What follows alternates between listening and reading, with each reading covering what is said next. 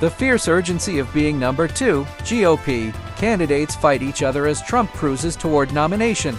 At the point when mediator Lester Holt opened the third conservative discussion Wednesday night by asking the contender for what valid reason they would be preferred GOP candidates over Donald Trump, they were somewhat more willing than they've been before to condemn the previous president. In any case, in the 2 hours that followed, Trump's challengers didn't keep it up, liking to fight with each other and point a periodic slap at President Joe Biden. And that implies, for those keeping track of who's winning on banter champs and washout, count the conservative leader who wasn't there as the enormous victor. Once more, Trump was not too far off from the Miami banter in Hialeah, representing over an hour at one of his unique conventions. No one's discussing it. Trump told the group in a brief and shrugging reference to the contending gathering involving offensive epithets for Florida Governor Ron DeSantis and previous envoy Nikki Haley. So it's 61% for your number 1 president, me, and 10% for Ron DeSanctimonious and 7% for empty head, he said. The blows on Trump at the discussion were looking, his remaining as the GOP's possible candidate unchallenged. His refusal to join the gatherings and his mounting legitimate risks appear to have just solidified his transcending advantage over the remainder of the GOP field. The field of 5 examined a reiteration of serious issues, especially on international strategy on Israel and Hamas, the conflict in Ukraine, the danger from China, even the quantity of naval force ships they would work as presidents. In any case, Trump's lead in the race and his non-attendance from the discussion stage made the 2-hour gathering at the Adrienne Arsht Community for the Performing Expressions, facilitated by NBC News and the Salem Radio Organization, appear to be more similar to a scholarly activity than an experience liable to influence the selection fight that starts in only 2 months in Iowa. The applicants qualified to partake in the authority banter had been winnowed. However, the powerful that has characterized the challenge from the very beginning hasn't moved. Trump is more immovably tucked away as the possible candidate than he was the point at which the main discussion was held in August. He skirted that one as well. Now there's a word you rarely hear in a debate.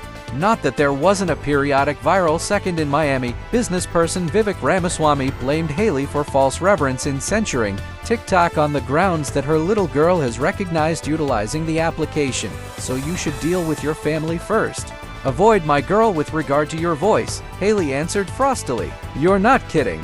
Ramaswamy, whose help in public surveys and key early states is in single digits, was scrambling for titles in the news and footing in the race. Florida Governor Ron DeSantis, who has seen his standing blur, had his eyes on a rising Haley. Every one of them appeared to be feeling compelled to complete second. So what subsequent award? Shy of winning the designation, there are a few benefits to making a run for it. The challengers are more youthful than the 77-year-old Trump, and any of them could imagine a run for president in 2028 or later.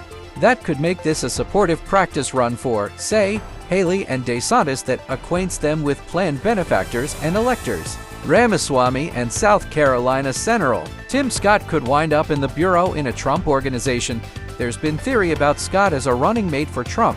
However, he considered that he could pick a lady as his bad habit official chosen one. Christie has introduced himself as a reality teller, shining his qualifications as Trump's most honed pundit.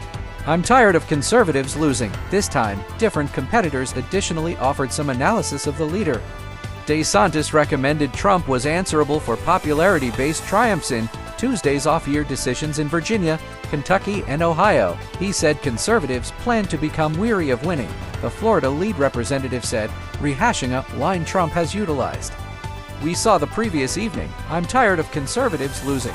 Haley said Trump was getting completely distracted in facing Russia in Ukraine and proposed his day had traveled every which way. Christie said that an up-and-comer who was zeroing in on keeping themselves out of prison and courts can't lead this party or this country. As a matter of fact, however, Trump is presently well en route to accomplishing the first of those objectives of handling the designation at the highest point of the GOP ticket in 2024. In the meantime, the 4th GOP banter has been set for December 6th in Tuscaloosa, Alabama. Late Wednesday night, Trump's mission reported he wouldn't join that one by the same token. Please subscribe my channel and support me and see my other videos and must like, please, and share it.